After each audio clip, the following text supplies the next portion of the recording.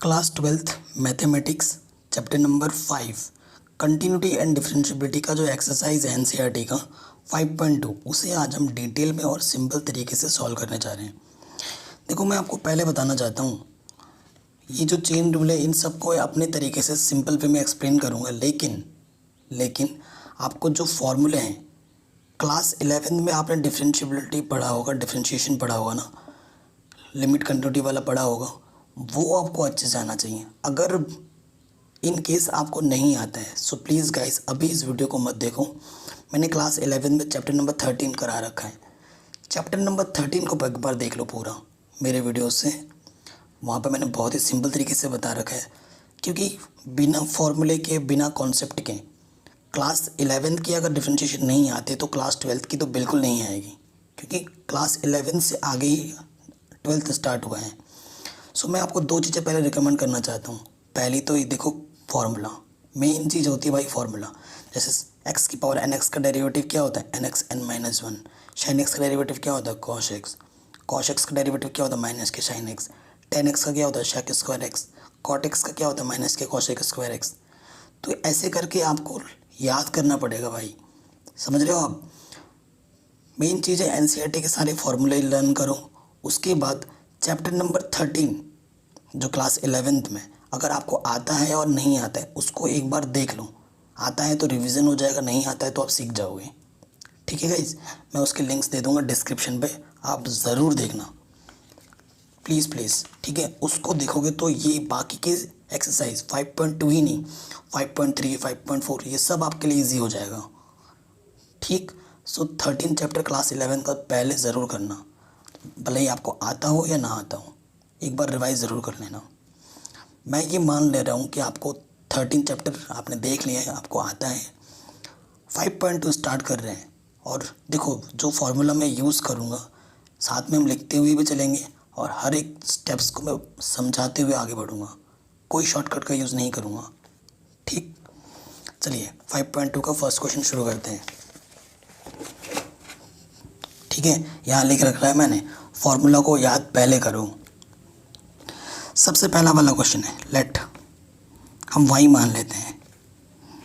y हमारे पास क्या है, साइन x स्क्वायर प्लस 5, ये हमारा क्वेश्चन है। ठीक, हमें इनका क्या करना है, क्वेश्चन में बोला differentiate function with respect to x, हमें x के रिस्पेक्ट में डेरिवेटिव करना है। तो हम क्या लिखेंगे, differentiate with respect to x, short में लिखते हैं DWR2x। इसका मतलब क्या है, differentiate with respect to x। क्या लिखते हैं यहाँ पर, d/dx। यहाँ पे जो x है ना, यहाँ पे जो x है वो क्या है हमारा, इंडिपेंडेंट वेरिएबल।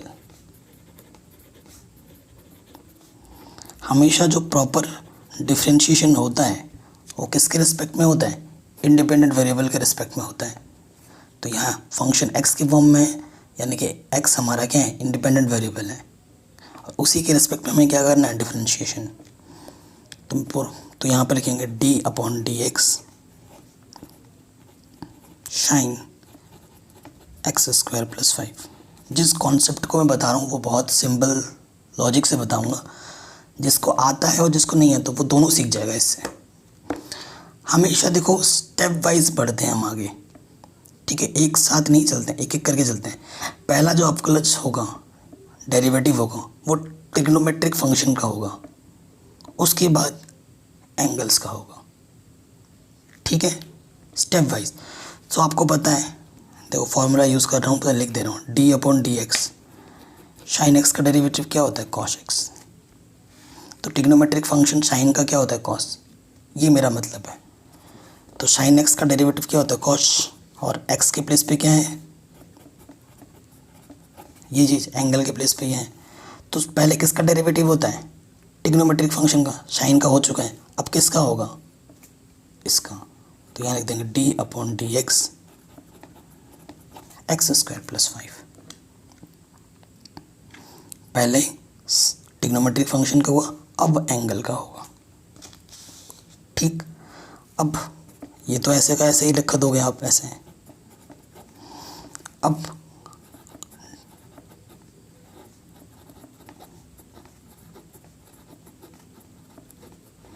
कि एक दो क्वेश्चन को हम पूरा फुल एक्सप्लेनेशन के साथ कर रहे हैं ना, बाकी जाके हमें आदत पड़ जाएगी आगे। देखो ये किस रूप में आया है ये वाला चीज़, क्योंकि डेरिवेटिव इसके साथ भी आ जाता है, इसके साथ भी आ जाता है। क्लास 11th में थ्योरम पढ़ा है कि जो डिफरेंशिएशन होता है वो हर एक ऑपरेटर के साथ अलग अलग आ जाता है ना। तो इसके साथ भी आएगा, तो ये किस फॉर्म में है, एक्स की पावर n। तो डेरिवेटिव क्या होता है, n x n minus one formula. और आपको पता है डी अपॉन डी एक्स कोई भी कांस्टेंट हो, 5, 2, 3, 10, -1, 0, उसका डिफरेंशिएशन क्या होता है, 0 होता है ना। सो देखो उसी चीज़ का यूज़ करेंगे हम। एक्स स्क्वायर एन के प्लेस पे 2 है, 2 सामने, फिर क्या होता है n minus one, 2 minus 1 1, 5 constant है उसका क्या हो जाएगा 0। तो ये क्या आ गया 2x into cos x square plus 5। ये हमारा आंसर आ गया पहले वाले का। ठीक, कोई दिक्कत नहीं है, हर एक स्टेप समझ में आ गया आपको। चलिए आगे बढ़ते हैं सेकंड क्वेश्चन में।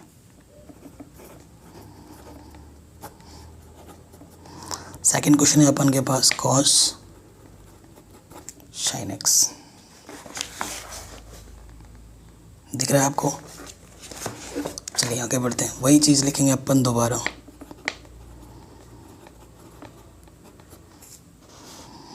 तो ये क्या हो जाएगा, इधर तो वही है d y upon d x,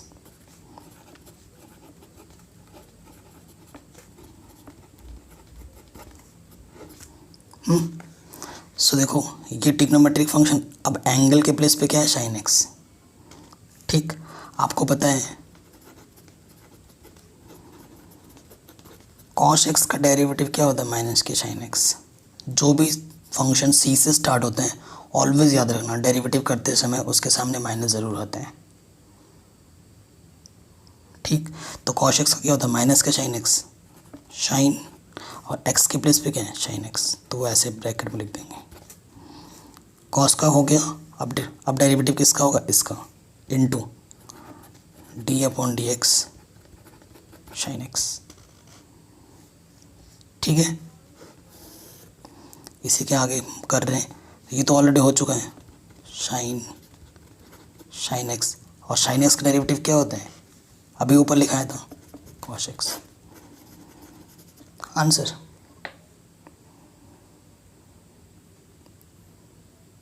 ठीक हो गया। चलिए आगे बढ़ते हैं, थर्ड नंबर पे आ जाते हैं। फिर से वही चीज़, let y equals to sine a x plus b. ये थर्ड नंबर पे क्वेश्चन दिख रहा है आपको। फिर से वही चीज़, differentiate with respect to x. तो इधर क्या हो जाएगा, d y upon d x. देखो साइन का क्या होता है डेरिवेटिव, प्रॉपर लिख लेते हैं पहले।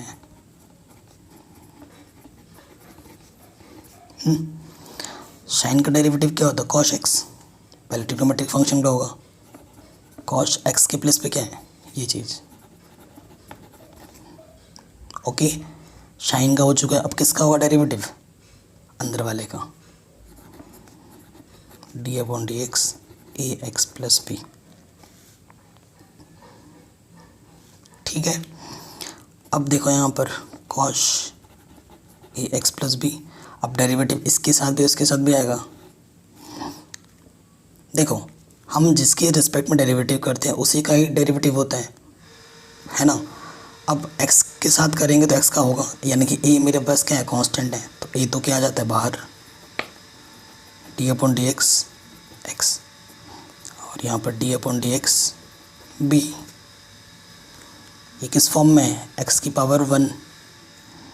हमेशा कैलकुलेशन फास्ट रखने के लिए हमेशा याद रखो कि जो x का डेरिवेटिव वो होता है वो कितना होता है, 1। Always remember that d upon d x x will be equal to 1। Why, क्योंकि x की पावर 1 है, एन एक्स की पावर n-1 वाला फॉर्मूला यूज़ करोगे तो x की पावर 0 आएगा, और x की पावर 0 का मान 1 होता है। और बी कांस्टेंट है, कांस्टेंट का डेरिवेटिव क्या होता है 0, तो यहाँ से ओनली क्या है ए।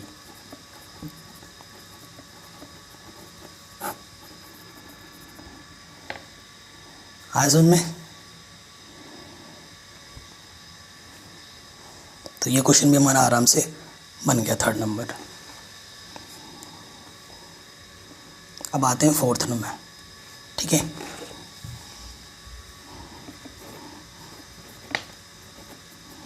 लेट वाई हमारे पास क्या है शेक 10 रूट एक्स, थोड़ा भारी भरकम हो गया, 1 2 3 है, तो हमें स्टेप बाई चलना है। पहले इसका होगा, फिर इसका होगा, फिर इसका होगा डिफ्रेंशिएशन, है कि नहीं? तो डायरेक्ट लिखते हैं यहाँ पर dy upon dx।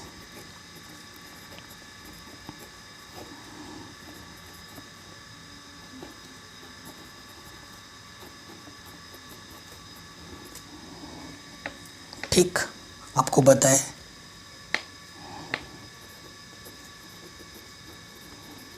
Shake x का डेरिवेटिव क्या होता है, shake x into ten x होता है ना।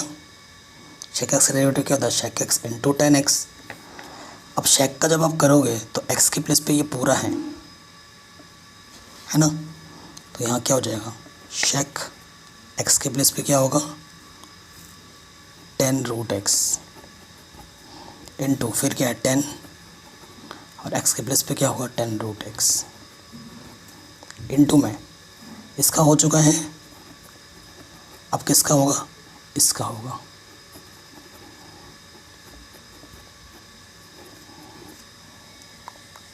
ठीक है, कोई दिक्कत नहीं है बेडू। अब देखो, अब किसका करेंगे, अब इसका करेंगे, बाद में जाके इसका करेंगे। अब देखो 10x का डेरिवेटिव क्या होता है शेक स्क्वायर एक्स। फॉर्मूला जो भी आ रहा है मैं लिखते जा रहा हूँ, आपको याद होना चाहिए भाई, जैसे मेरे को याद है, ठीक है ना। सो ये लाइन तो ऑलरेडी सॉल्व हो चुकी है, इसको तो ऐसे ही रखो।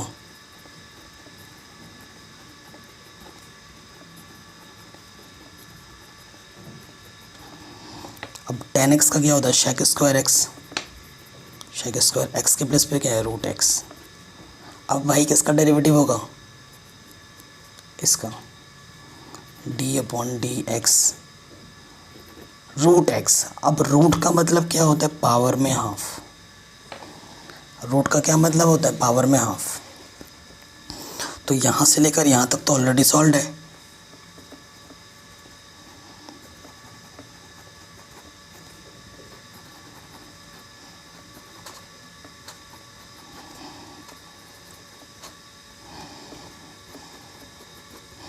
तो x की पावर n वाला फॉर्मूला लगाएंगे, n सामने x की पावर n माइनस 1, 1/2 में से 1 माइनस करेंगे तो माइनस की 1/2 आ जाएगा आंसर।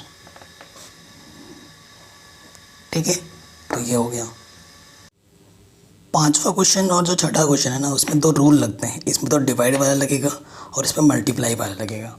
तो ये जो पहले नियम है वो पहले मैं लिखवा देता हूँ सिंपल फॉर्म में, उसके बाद क्वेश्चन को सॉल्व करते हैं। जो 2 रूल हैं वो लिख लीजिए पहले।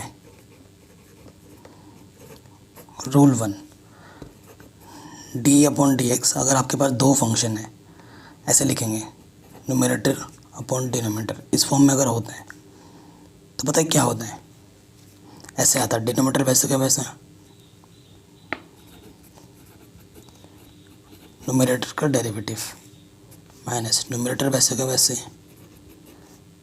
डिनोमिनेटर का डेरिवेटिव अपॉन जो भी डिनोमिनेटर होता है उसका स्क्वायर। ठीक है, ये फॉर्मूला तब लगता है जो फ्रैक्शन में होता है, न्यूमरेटर अपॉन डिनोमिनेटर के फॉर्म में होते हैं, इसे लिख लिया। सेकंड नंबर पर डी अपॉन डी एक्स, अगर आपके पास 2 फंक्शन है, एक फंक्शन फर्स्ट इंटू सेकेंड, इस रूप में लिख लो। अगर 2 फंक्शन की प्रोडक्ट है तो रूल क्या होता है फर्स्ट इंटू सेकेंड का derivative plus second into first का डेरिवेटिव। ठीक है, ये 2 रूल हमें याद रखना है क्योंकि इनका यूज़ होगा कहीं पर भी आगे चल के हो सकता है। पाँचवें क्वेश्चन में आ जाते हैं, फ्रैक्शन में है, सो रूल नंबर 1 यूज़ होगा। लेट वाई हमारे पास क्या है, sine a x plus b upon cos c x plus d. ठीक है, पहला वाला रूल फॉलो करेंगे, so d y upon d x rule पे लगा रहे हैं। पहले क्या आएगा, डिनोमिनेटर पे cos c x plus d d upon d x sine a x plus b minus. ठीक है, इस फॉर्मूले में रख रहे हैं। फिर आता है न्यूमरेटर, फिर इनटू में आता है डेरिवेटिव डिनोमिनेटर।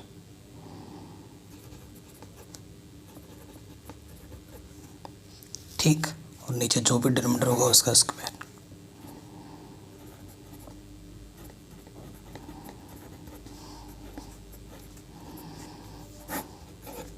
नंबर 1। तो देखो, एक बार हमें इसका डेरिवेटिव यहाँ पर करके रखना पड़ेगा, इसका भी डेरिवेटिव करके यहाँ रखना पड़ेगा, तो उसको हम अलग सॉल्व करके फिर यहाँ पर पुटअप कर देंगे। ठीक है, इसीलिए मैंने इसे इक्वेशन मान लिया ना, क्योंकि यहाँ करते रहेंगे तो बहुत लंबा चौड़ा हो जाएगा, बार बार कैलकुलेशन लेंथी हो जाएगी, तो हम इसको अलग कर लेते हैं। अगर आपको ध्यान में हो तो अभी इसको थोड़ी देर पहले ही हमने किया था, ये हमें एनसीईआरटी में भी दे रखा था, क्वेश्चन नंबर 3 था ये, है ना।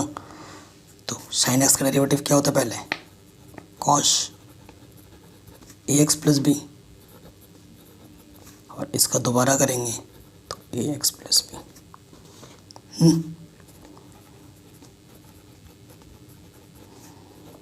ए एक्स का डेरिवेटिव बी,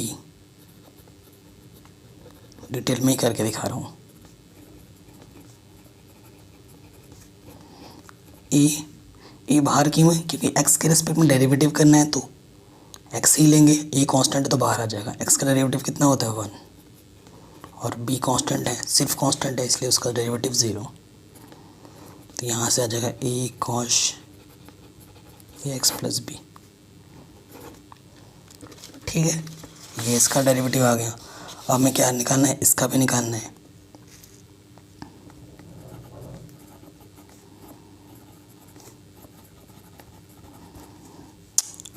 सी एक्स प्लस डी है ना, d upon d x cos c x plus d. आपको पता ही है, कॉस एक्स का डेरिवेटिव माइनस के साइन एक्स होता है, माइनस के साइन और एक्स के प्लस पे क्या है, सी एक्स प्लस डी। पहले कॉस का हुआ, अब इसका होगा अंदर वाले का। ठीक,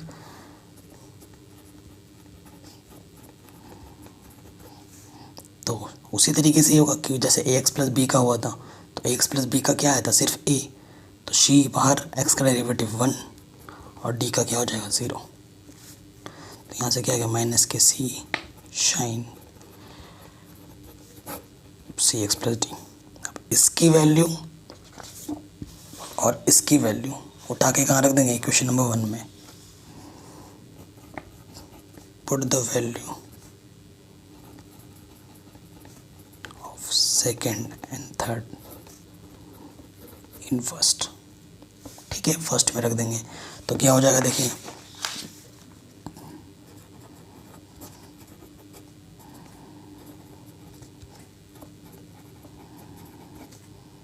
साइन ए एक्स का हमने किया था तो क्या था, ए cos A x plus B.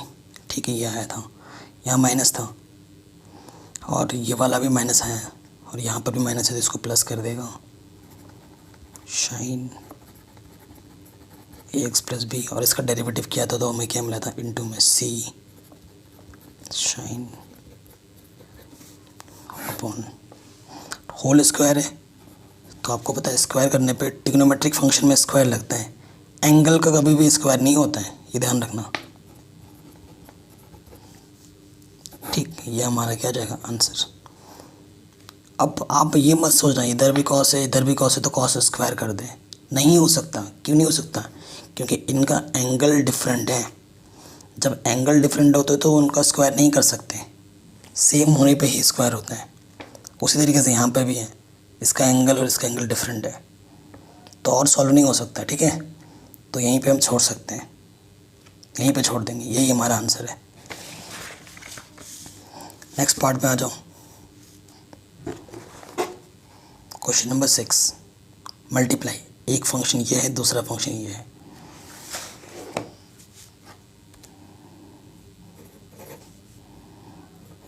Late y हमारे पास क्या है,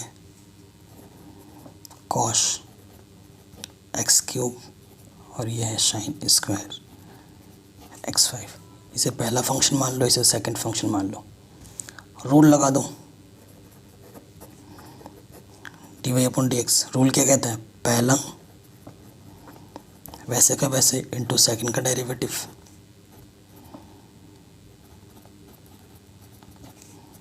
प्लस सेकंड वैसे का वैसे इंटू सेकंड फर्स्ट का derivative.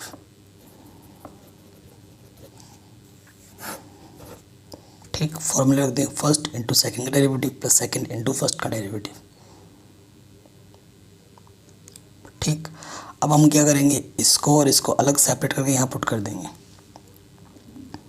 Since D upon d x sine square है ना, तो इसको हम ऐसे लिख सकते हैं, साइन।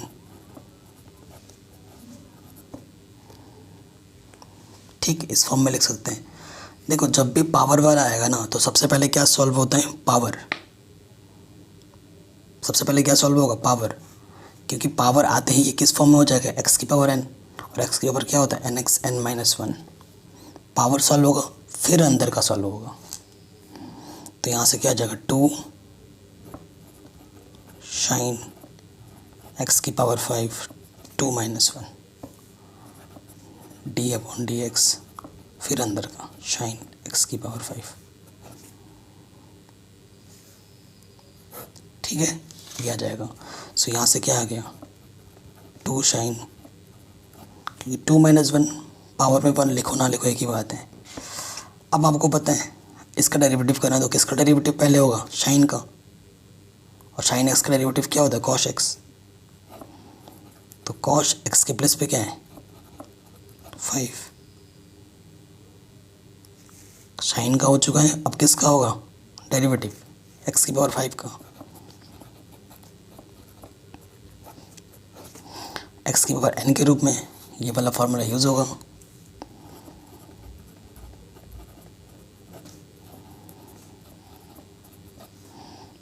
फाइव पहले आ जाएगा, और 5 में से 1 कम करोगे तो 4 आ जाएगा। तो 5 2 ज़ा 10 एक्स की पावर 4 साइन एक्स की पावर 5 कॉस एक्स की पावर 5। इसे हमने सेकंड इक्वेशन मान लिया। ठीक, अब नेक्स्ट वाला पार्ट करते हैं इसको।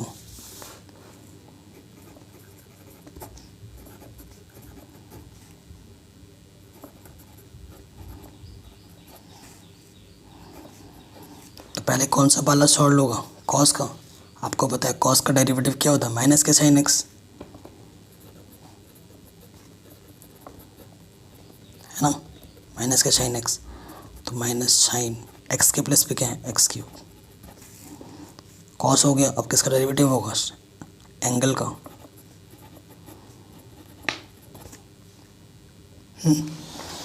तो ये फिर से एक्स की पावर एन के फॉर्म में है,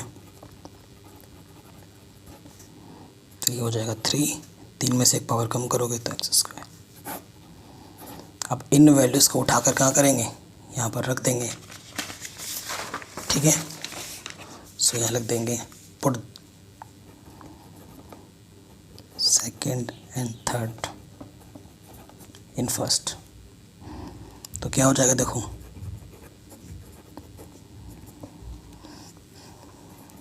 यहाँ था कॉस एक्स क्यूब, और इसका डेरिवेटिव हमने निकाला था, तो वो क्या आया था, 10 एक्स की पावर 4 साइन एक्स की पावर 5 इंटू कॉस एक्स की पावर 5।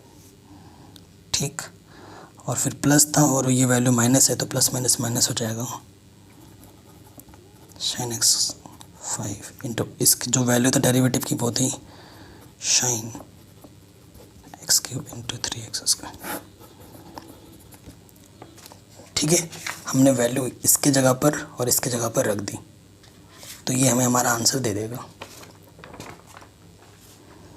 ये क्वेश्चन भी बन गया हमारा आराम से। चलिए नेक्स्ट क्वेश्चन पे आते हैं, क्वेश्चन नंबर 7।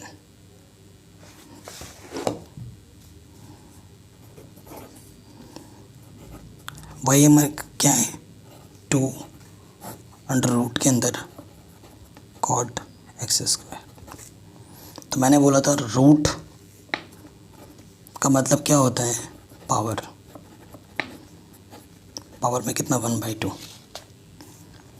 ये हमारे पास y है, डेरिवेटिव करना है dy/dx। 2 कांस्टेंट बाहर आ जाएगा।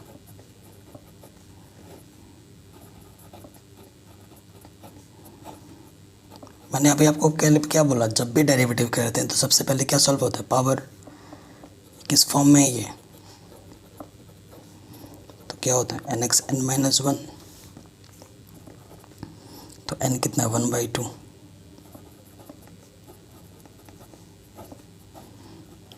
n-1। ठीक है, पावर सॉल्व हुआ। अब अंदर का मटेरियल का क्या होगा डेरिवेटिव।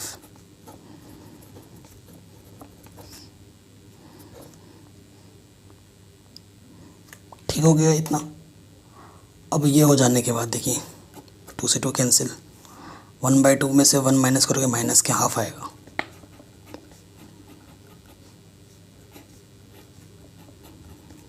ठीक, और कॉट एक्स का डेरिवेटिव क्या होता है, माइनस के cos² x।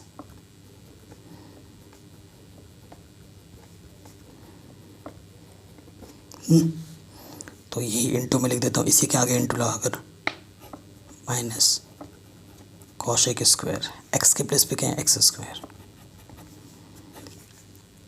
तो इसका हो गया डेरिवेटिव, इसका हो गया डेरिवेटिव। अब किसका होगा,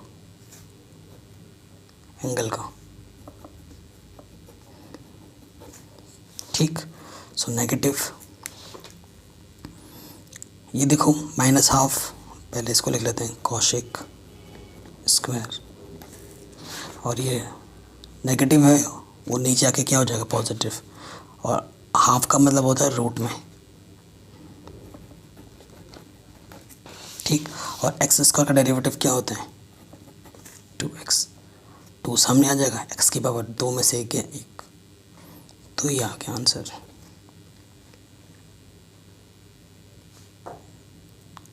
ठीक, ये भी हमारा आराम से बन गया आंसर। नेक्स्ट क्वेश्चन पे आते हैं, क्वेश्चन नंबर 8।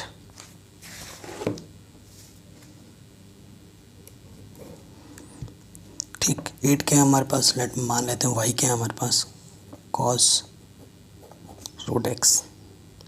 ठीक, डेरिवेटिव करना है dy/dx।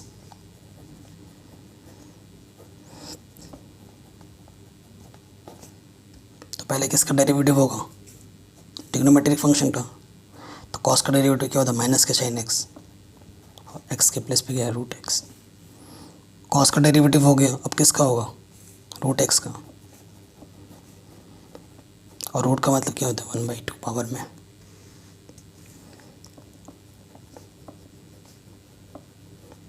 x की पावर n के रूप में, तो क्या होता है nx n-1 फॉर्मूला रख देंगे।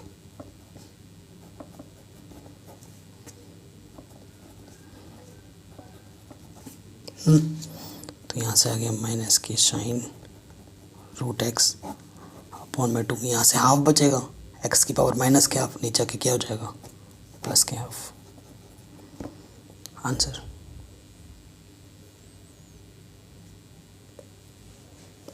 ठीक, तो ये क्वेश्चन भी हमारा इजीली बन गया। क्वेश्चन नंबर 9 और 10 बहुत ही इंपॉर्टेंट है, इनको भी देख लेते हैं। विशेष क्वेश्चन, ठीक है, इन पे ज़्यादा फोकस करना है आपको। Can I prove that the function given by, ये जो फंक्शन है x हम कहाँ से ले रहे हैं, रियल नंबर से ले रहे हैं। कह रहे हैं कि x इक्वल टू 1 पर ये फंक्शन क्या नहीं है, डिफरेंशिएबल नहीं है। तो देखो फंक्शन है हमारे पास, वो है मॉडुलस के अंदर x माइनस 1। हमारा x कहाँ से आ रहा है, रियल नंबर से आ रहा है। हमें एट x इक्वल्स टू 1 पर क्या दिखाना है कि ये डिफरेंशिएबल नहीं है। और डिफरेंशिएबल नहीं कब आता है, जब left hand limit, left hand derivative right hand derivative के इक्वल नहीं आता है। लेफ्ट हैंड डेरिवेटिव किस पॉइंट में निकालना है, 1 पर, तो फॉर्मूला क्या होगा, limit h tends to 0 function 1 minus h function 1 upon minus के h। लेफ्ट हैंड डेरिवेटिव का फॉर्मूला 1 पे निकाल रहे तो यहाँ 1 1 आ गया, जो भी पॉइंट आता है वो यहाँ पर आ जाता है। तो ये हमारा फंक्शन है, तो रखो x की जगह पे क्या रखना, 1 माइनस h। जहाँ x था वहाँ पे मैंने 1 माइनस h रख दिया, ऑलरेडी माइनस 1 है। फिर x की जगह पे क्या रखना, 1 अपॉन माइनस के h। तो 1 में से 1 गया, सिर्फ h बचा।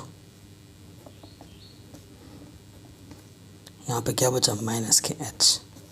और यहाँ से क्या बचा, 0। 0 का मॉडुलस तो 0 ही होता है।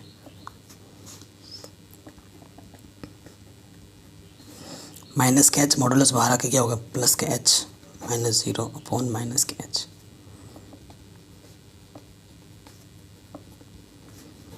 तो ये कट के क्या दे देगा, माइनस के 1।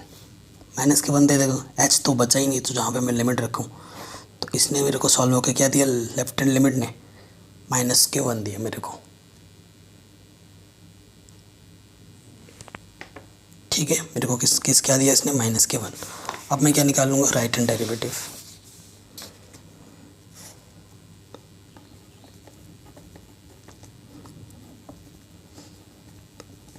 फॉर्मूला क्या होता है, function a plus h, a मेरा 1 है, माइनस फंक्शन ए मेरा 1 है अपॉन प्लस के h। रखो अब यहाँ पर, जहाँ x है वहाँ पर मेरे को क्या रखना है, 1 प्लस h।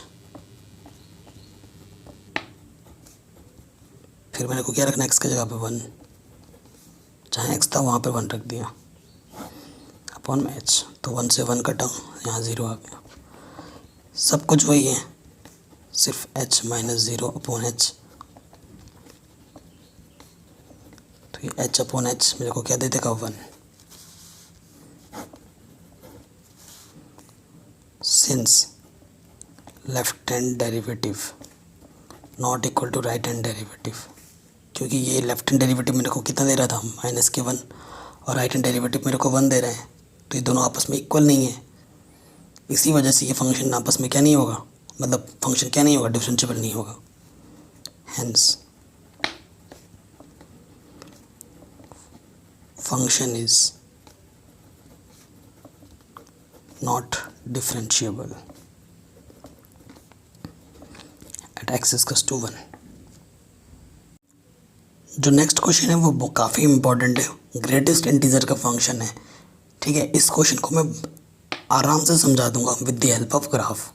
ठीक है, ग्राफ की मदद से इस क्वेश्चन को हम सॉल्व करेंगे। तो हमें बताना है कि प्रूव करना है कि prove that the greatest integer function. Greatest कैसे पता चलता है, अगर ना भी बोलता है तो ये जो बड़ा वाला ब्रैकेट दिख रहा है इसका मतलब ये होता है greatest integer function is not differentiable at x equals to 1 या फिर x इक्वल्स टू 2 पर, कि ये इन दोनों पॉइंट पे क्या नहीं है, डिफरेंशिएबल नहीं है, वो हमें बताना है। ठीक है, चलिए शुरू करते हैं। देखो, जब डिफरेंशिएबल बताना होता है ना, डिफरेंशिएबल के लिए फॉर्मूला क्या होता है, limit h tends to 0 function e plus h minus function a upon h। अगर ये एग्जिस्ट करता है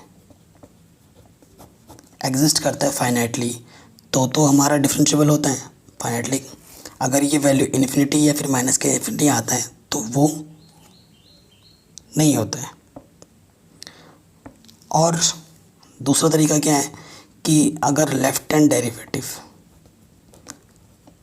राइट हैंड डेरिवेटिव के इक्वल ना है तो भी डिफरेंशिएबल नहीं होगा। ठीक है, इस चीज़ का हम यूज़ करेंगे। ठीक, चलिए आगे बढ़ते हैं नेक्स्ट क्वेश्चन पे। हमारे पास फंक्शन क्या है? फंक्शन हमारे पास है ग्रेटेस्ट इंटीजर फंक्शन x। हम किस पे काउंट कर रहे हैं सबसे पहले? At x equals to 1। ठीक है, तो देखो 1 पे काउंट करने के लिए आपको 1 के लिए पहले ग्राफ बनाना पड़ेगा। ये x इक्वल टू 1 है, एक से थोड़ा बड़ा लो और डिफरेंस सेम रखना है और इंटीजर में ही बात करनी है, ये ध्यान रखना हमेशा। x से बड़ा 2, एक का डिफरेंस लिया है तो एक का इधर भी कम करो तो इधर क्या आ जाएगा 0। इसके नेबरहुड में 2 पॉइंट ले लो आप। ये वाला पॉइंट है x प्लस एच, ये वाला पॉइंट है x माइनस एच। ठीक है, तो हम निकालते हैं लेफ्ट हैंड डेरिवेटिव। किस पे बात कर रहे हैं? 1 पर। तो फॉर्मूला क्या होगा? Limit h tends to 0 function 1 minus h function 1 upon minus के h. Formula limit h tends to 0, function क्या है हमारे पास? मॉडुलस का x, तो यहाँ आ जाएगा 1 माइनस एच और यहाँ लग जाएगा 1। x की जगह आप एक बार -1 माइनस एच रखा और x की जगह एक बार 1 रखा। ये ग्रेटेस्ट इंटीजर फंक्शन है, उसको सिंप्लीफाई करना है। तो सिंप्लीफाई करने के लिए मैंने बताया है कि ऑलवेज लेफ्ट साइड पे देखते हैं। जो इंट्रोडक्शन वीडियो था वहाँ पर मैंने बताया था 1 माइनस एच यहाँ है, इसके लेफ्ट में क्या है? 0। तो ये सिंप्लीफाई क्या कर देगा? 0 1 एक परफेक्ट इंटीजर है। ठीक है, परफेक्ट इंटीजर है तो 1 का 1 ही रहेगा अपॉन माइनस एच। यहाँ पे क्या आ गया? माइनस के 1। ठीक है, और ये प्लस का ये कट जाएगा, -1 माइनस प्लस, तो क्या आ गया? Limit h tends to 0 1 upon h. तो 1 अपॉन एच आ गया। 1 एच की जगह पे 0 रखेंगे तो क्या जाएगा? 1 अपॉन 0 क्या होता है? इन्फिनिटी। तो ये क्या गया? Does not exist. देखो डज नॉट एग्जिस्ट है, लेफ्ट हैंड डेरिवेटिव एग्जिस्ट नहीं कर रही है, तो इसका सीधा सीधा मतलब है भाई कि ये फंक्शन डिफरेंशिएबल तो होगा नहीं। यहीं से पता लग गया है। ठीक है, तो अब हमारा काम है RHD भी निकाल के दिखाना है, तो वो भी दिखा देते हैं। RHD भी निकालो, राइट हैंड डेरिवेटिव। ठीक है, तो वो फॉर्मूला क्या होगा? Limit h tends to 0 function 1 plus h, R में प्लस लग जाता है, माइनस फंक्शन 1 अपॉन प्लस का एच होता है इसमें। फंक्शन हमारा है ग्रेटेस्ट इंटीजर फंक्शन, यहाँ रखेंगे तो 1 प्लस एच 1, एक बार 1 प्लस एच रखेंगे x की जगह पर और एक बार 1 प्लस एच, क्योंकि ये ग्रेटेस्ट इंटीजर फंक्शन के अंदर है, इसे सिंप्लीफिकेशन करना है। ठीक है, एक्चुअली ये x नहीं, ये 1 प्लस एच है, ये 1 माइनस एच। ठीक है, 1 के बगल में 1 प्लस एच, 1 के बगल में 1 माइनस एच। 1 प्लस एच के लेफ्ट में देखना होता है तो कितना आ रहा है? 1। तो ये तो 1 आ रहा है और 1 परफेक्ट इंटीजर है, ये भी 1 आएगा। तो ऊपर क्या आ गया? 1 माइनस 1 0, 0 अपॉन समथिंग कुछ भी हो वो ऑलवेज 0 होता है। तो यहीं देखो पता भी लग रहा है left hand derivative right hand derivative के इक्वल नहीं है और इसने पहले ही इन्फिनिटी दे दिया था। सो इस वजह से since LHD is not equal to RHD, hence it is not differentiable at x equals to 1। x equals to 1 पे ये डिफरेंशिएबल नहीं होगा। अब किस पे बात करते हैं? x equals to 2 पे भी बात कर लो। 2 की जगह आप बनाओ 2, यहाँ से एक बढ़ा लो 3, इधर क्या हो जाएगा 1। 2 के नेबरहुड में पॉइंट क्या हो जाएगा? 2 प्लस एच 2 माइनस एच। ठीक है, फंक्शन x हमारे पास क्या है? ये निकालते हैं left hand derivative. Formula function 2 minus h function 2 upon minus के एच। यहाँ पर रखेंगे greatest integer function 2 minus H, यहाँ रखेंगे 2 upon minus H.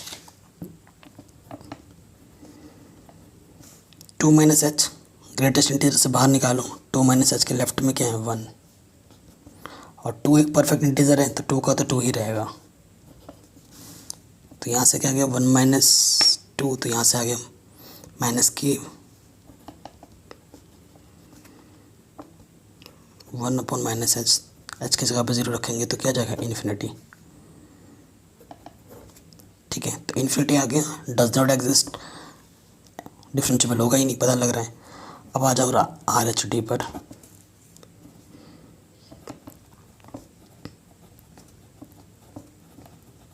Two plus H function 2 upon plus के एच, तो यहाँ 2 प्लस एच फंक्शन 2, एक्स के जगह पर मैंने क्या रखा है यहाँ पर 2 प्लस एच, और फिर मैंने क्या रखा है 2 प्लस एच ग्रेटेस्ट इंटीजर के लिए लेफ्ट पे होगा कितना है 2,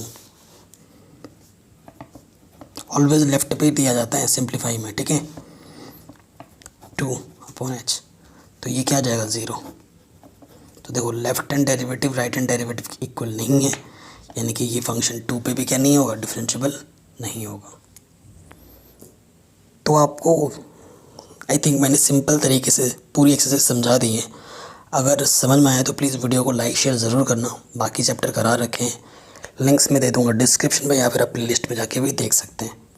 कोई भी एक्सरसाइज सर्च करना हो बस आप सर्च कीजिए class 12th exercise this by mathematics analysis, तो आपको मेरे वीडियो सबसे टॉप पे मिल जाएंगे।